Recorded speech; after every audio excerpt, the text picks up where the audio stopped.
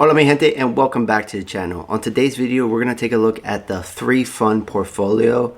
We'll do some exercises to see what the potential returns would be with a 3-fund portfolio, how to set it up, what assets to use. And at the end we will compare the 3-fund portfolio against what Warren Buffett has directed his will to do for his assets after he passes away. So if you're new to investing and do not know what a 3-fund portfolio is, it's a portfolio made of 3 different funds or 3 different ETFs. And it essentially gives you exposure to a ton of different stocks, a ton of different equities, and exposure to bonds as well. The allocation between those 3 funds will vary depending on what your risk tolerance is and how aggressive you want to be. Some examples of how a portfolio can be broken down is an 80-20 portfolio where you have 80% exposure or allocation to stocks and 20% exposure allocation to bonds. You have 64% to US stocks, 16% to international stocks, and 20% to bonds. And this is considered an aggressive portfolio because you're only having 20% of it in bonds.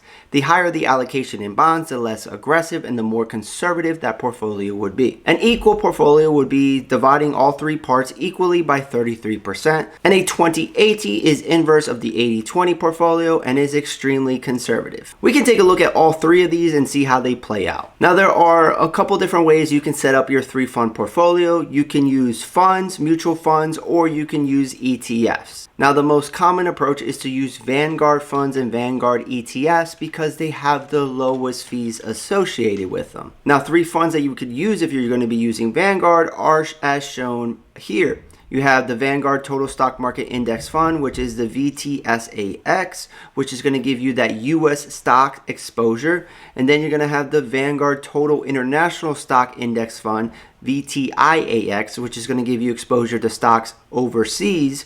And then you are also going to have the Vanguard Total Market Fund, which is going to be your bond allocation. Now this is if you're using funds. This is a very popular approach if you're looking for funds to get into for your 401k. If you want to simplify your 401k and reduce the amount of fees that you're paying into. If you're looking at ETFs and let's say you have a taxable brokerage account and you want to set up a 3-fund portfolio, well you can use these ETFs instead. You have the Vanguard Total Stock ETF, VTI, the Vanguard Total International Stock ETF, VXUS, and the Vanguard Total Bond Market ETF, BND.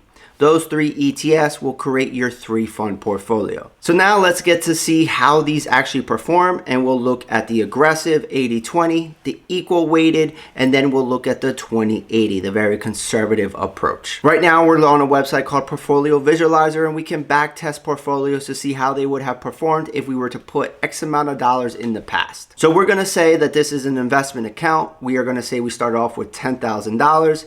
We are going to contribute to this monthly as you should with an investment account. We're going to contribute a fixed amount.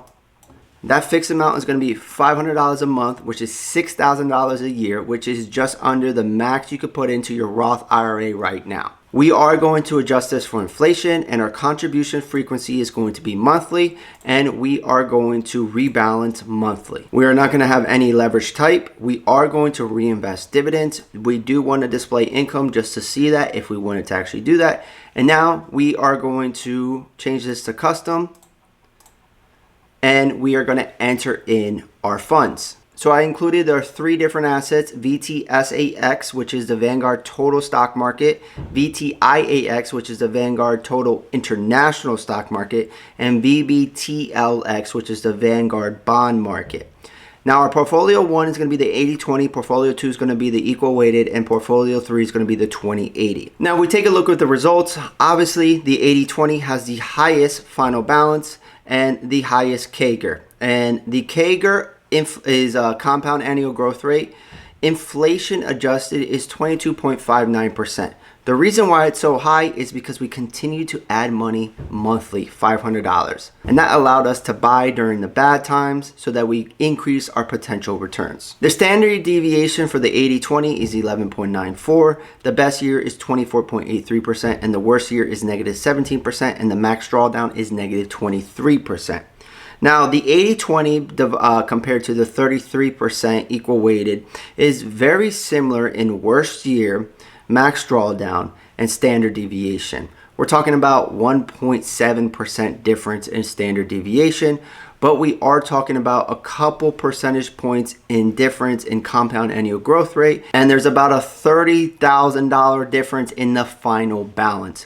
The 2080 has the lowest final balance, the lowest compound annual growth rate, but it also has the lowest max drawdown at -16 or -17%. Now, in my personal opinion, based on this information, if you are new to investing or you still have a lot of time till retirement, the 80-20 out of these three fund portfolios is going to make the most sense because you're going to get the best growth out of it, and the difference between the max drawdowns isn't too much, and you shouldn't be worried about those rough times because it's a long-term investment, and it's actually during those times where you should be adding more to your portfolio. So let's keep that final balance in mind of $177,000, and now let's take a look at using ETFs instead. So I changed the tickers to be the Vanguard ETFs. Anyone can buy these, and let's analyze results. We're keeping everything else the same and see what we get. Now, this information goes back to January 2012, so we have one extra year with those funds compared to the ETF, so keep that in mind. And our final balance is 155%. The CAGRs are the same, the max drawdowns are the same. It's essentially the same. The only difference is that we have one extra year of data for the funds, so that's why our final balance was slightly higher. But the math works out and it's the same. It doesn't matter really if you're investing in the funds or the ETFs. They're tracking indices, so it's not that different, and it's basically the same result at the end.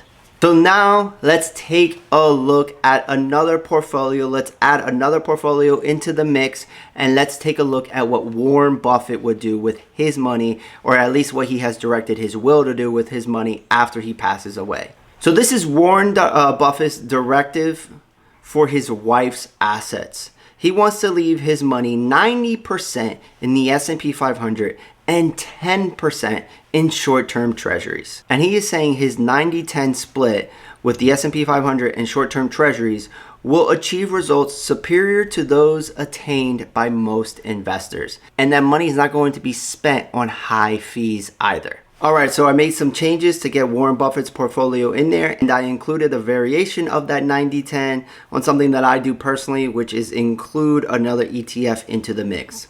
So VOO is Vanguard's S&P 500 ETF. And as you can see, Portfolio 2, which is that 90-10 for Warren Buffett, has 90% allocation in VOO and 10% in short-term treasuries. This is the Vanguard's US short-term treasury ETF. Now, the other portfolio that I added into here is 60% S&P 500, 30% Vanguard's growth ETF, and 10% short-term treasuries. Let's analyze the results and see how they stack up. So this information goes back to January 2012. And if we look at the 80-20 three-fund portfolio, we're at $155,000. That is our final balance based on this data that we have. The 90-10 for Warren Buffett is $187,000. Just putting a bunch of your money in the S&P 500 index has performed much better than that 80-20 three-fund portfolio. What's also very interesting is the max drawdown is -22% compared to the max drawdown of the 80-20 three-fund portfolio at -23%. So not only are you beating it with a higher compound annual growth rate, a higher final balance, you're also experiencing less max drawdown and a better worst year, -16.68% compared to -17.47%. That 90-10 with that Vanguard growth is increasing our final balance and increasing our compound annual growth rate. So this is the best performer as far as final balance is considered. The max drawdown is, however, the highest of the group at -24.89%. And the worst year is the highest of the group at -21%. You're taking on a little bit more risk to get more returns. But I think that's okay if you are looking for something for the long term, or at least early on during your investing days, to try to maximize your potential returns up front so that your money can compound over time better. And in my personal opinion, the max drawdown and the worst year is not that much different. and the standard deviation difference is less than 1% compared to the 90-10 portfolio. So those are the results. I'm not going to declare who's the winner because it's personal preference and based on what you're trying to achieve, but let me know in the comments down below if you like the 80-20 3-fund portfolio or you like the more simple 90-10 portfolio that Warren Buffett has directed his will to do with his assets. And if you're looking for a brokerage to start buying those stocks today and create that portfolio, you could use Webull. If you use that affiliate link in the pinned comment or the video description, you'll get up to 12 free fractional shares. If you are to open an account and deposit $100, this channel will be rewarded with a free stock, so I do appreciate it and thank you very much. Now that wraps up for this video. I thank you so much for your time. I'll see you on the next one. This is We Are Investing and I'm out. See ya.